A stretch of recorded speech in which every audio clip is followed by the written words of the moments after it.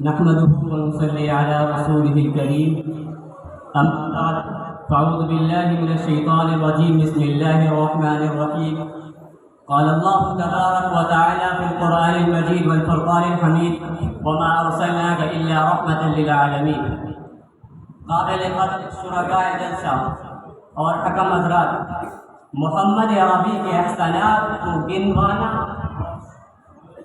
شمار کرنا بہت مشکل کام اور بہت عظیم کام ہے.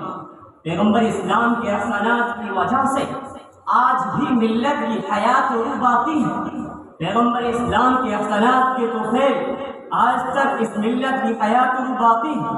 زندگی کے ہر مرحلے میں پیغمبر اسلام نے اس ملت پر اور اس امت پر عظیم احسانات کیے ہیں. تاریخ اور سیرت کے مطالعے سے پتہ چلتا ہے کہ آپ جیسا محسن، آپ جیسا عظیم قائد، آپ جیسا مشرق، آپ جیسا مہربان، آپ جیسا نرم دل اس کائنات میں نہ آپ سے پہلے کوئی تھا اور نہ آپ کے بعد کوئی ہوگا.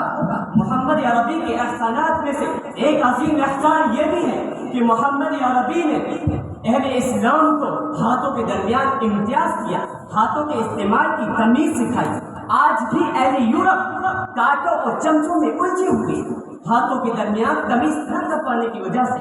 محسن انسانیت کی وہ عظیم محسن ہیں جنہوں نے انسانیت کو سرا سے سریا تک پہنچا دیا اور پوری بصری انسانیت کو اس کا حقیقی مقام اور مرتبہ دلایا. صرف انسانوں کے خون کو نہیں بلکہ ان کے ایک ایک عضو کو مکرم اور محترم بنا دیا.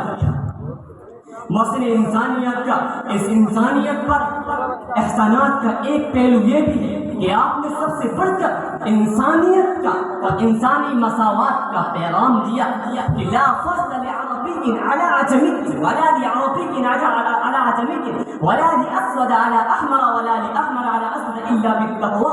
کسی عربی کو کسی عجمی پر کوئی فضیلت نہیں اور نہ ہی کسی عجمی کو کسی عربی پر کوئی فضیلت ہے. کسی کالے کو کسی گورے پر کوئی فضیلت نہیں اور نہ ہی کسی گورے کو کسی کالے پر کوئی فضیلت ہے. پوری دنیا میں جتنے مذاہب ہیں اور جتنی کتابیں ہیں اور ان سب مذاہب کے جتنے بھی رہنما ہیں ان سب کا جائزہ لیا جائے تو سب سے بڑھ کر انسانیت کا پیغام محمد عربی نے دیا.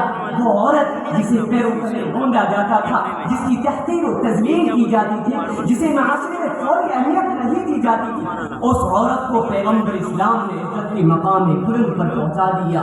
اس عورت کو حیا کی چادر اڑائی. وہ عورت جس کی قدموں کو منحوس سمجھا جاتا تھا اس عورت کے قدموں تلے جنت رکھ دی. مجھے آپ بتائیے کہ دنیا کے کسی بھی ایک مذہب کے پاس آپ جیسا محسن قائد اور رہنما ہے جس نے اپنے متبعین کو بیت الخلا میں آنے جانے کے آداب بھی سکھائے ہو، بیت الخلا کا طریقہ بھی سکھایا ہو. محمد عربی ہمیشہ انسانیت کے اس طبقے کا خیال فرماتے تھے جس کا کوئی خیال نہیں فرماتا تھا، جس کے حالت ذات پر کوئی روتا نہیں تھا، جس کو کوئی اپنے قریب نہیں کرتا تھا، جس سے کوئی محبت نہیں کرتا تھا. میری مراد غریبوں اور غلاموں کا طبقہ ہے. پیغمبر اسلام نے غریبوں اور مفلسوں پر اس طرح نظر کرم فرمائی کہ امیروں کے مال میں ان کے حصے مقرر فرما دیے.